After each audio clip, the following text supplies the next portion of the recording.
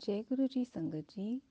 आज हम गुरु साहिब की कृपा से श्री जपजी साहिब की 5वीं पौड़ी का पाठ पढ़ेंगे। पढ़ते वक्त अब कोई भी भूल चूक हो उसके लिए श्री गुरु साहिब जी से और आप सबसे मैं हाथ जोड़कर पहले से ही माफ़ी मांगती हूँ। एक ओंकार सतनाम। धन गुरु नानक देव जी। सतनाम वाहिगुरु। श्री जपजी साहिब की 5वीं पौड़ी।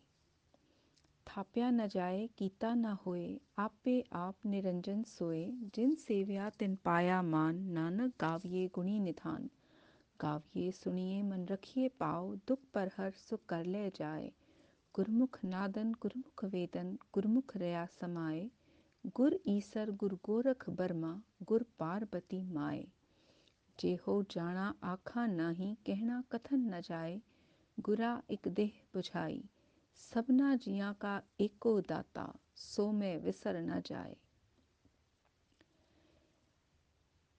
संगत जी, it means he cannot be established, he cannot be created. He himself is immaculate and pure. Those who serve him are honored.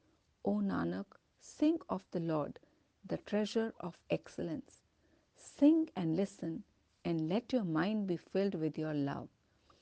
Your pain shall be sent far away, and peace shall come to your home. The Guru's word is the sound current of the Nad. The Guru's word is the wisdom of the Vedas. The Guru's word is all pervading. The Guru is Shiva. The Guru is Vishnu and Brahma.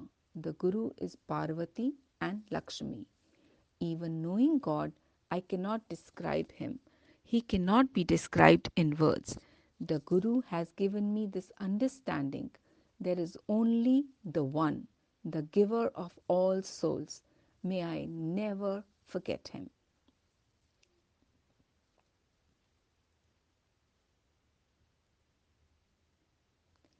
आगे सिद्धों के प्रश्नों का उत्तर देते हुए गुरुजी ने फरमाया, थाप्या न जाए कीता ना होए, आपे आप निरंजन सोए।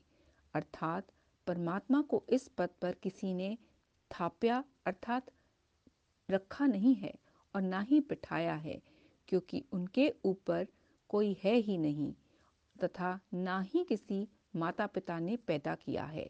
वो पवित्र परम परमात्मा अपने आप से ही प्रकट हुए हैं।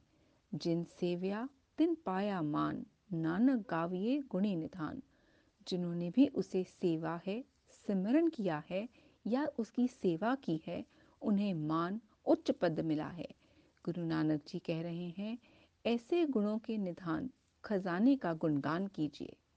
प्रश्न, सिर्फ गुणगान ही करना है? गाविए सुनिए मन रखिए पाओ।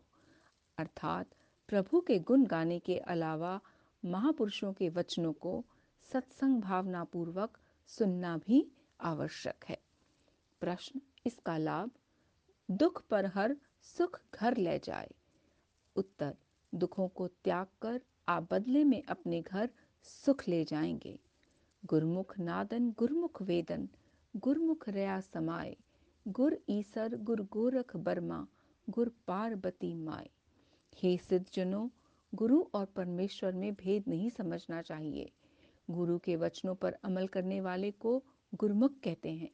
गुरु के मुख से जो आवाज अर्थात वचन निकले वो वेदों की आवाज है। इसे सुनकर शिष्य परमात्मा में लीन हो जाता है। फिर वो गुरु को ही शिव अर्थात ईश्वर, विष्णु, गोरख गाय माता की पालन रक्षा करने वाले, ब्रह्मा, पार्वती, माई, सरस्वती समझता है। प्रश्न, यह कैसे हो सकता है? वो ऐसे गुरु शिव समान है इसलिए हैं कि शिव का कार्य है संहार करना। गुरु भी शिष्य के विकारों अर्थात बुराइयों का संहार करता है।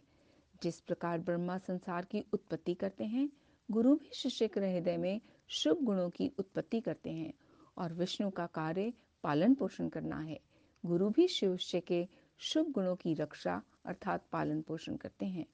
शिष्यों के हृदय में पार्वती अर्थात समान हठ दृढ़ता लाते हैं। सती के रूप में शिवजी से हट किया था। बिना बुलाए पिता दक्ष प्रजापति के यज्ञ में जाने के लिए और अगले जन्म में हिमालय पर्वत की पुत्री बनकर शिव जी से ही विवाह करने का उन्होंने हट किया था। इसीलिए गुरु महाराज पार्वती के ही समान हट, जितना हट पार्वती का था, वैसा हट, वैसी दृढ़ता शिष्यों के हृदय में लाते हैं। उसी के उस कि परमात्मा को ही मानना है और गुरु से ही ज्ञान की प्राप्ति होती है और ज्ञान की प्रतिमा सरस्वती देवी हैं। सिद्धों ने कहा, गुरु के बाबत और भी विस्तार से कुछ कहिए। तो गुरुजी ने कहा, जे हो जाना आखा नाही, कहना कथन न जाए, गुरा इक देह बुझाई, सबना जिया का एको दाता, सो मैं विसर न जाई। अर्थात गुरु की महिमा पूर्ण रूप से कहीं नहीं जा सकती। अगर मैं जानता भी तो मैं कह नहीं सकता था, क्योंकि गुरु की महिमा बेअंत है। गुरु ने एक ही समझ दी है कि सभी प्राणियों का दाता अर्थात परमात्मा एक ही है और उसे कभी भी भुलाना नहीं चाहिए, कभी भी उसे ना भुलाया जाए। भूल चूक की क्षमा संगत जी। इस समय अब हमारे 5वीं पौड़ी का अध्ययन यहीं समाप्त होता है। गुरु महाराज की मौजूदगी में कल हम जपजी साहिब की 6ठी पौड़ी का पाठ पढ़ेंगे। जय गुरु जी, शुक्राना गुरु जी।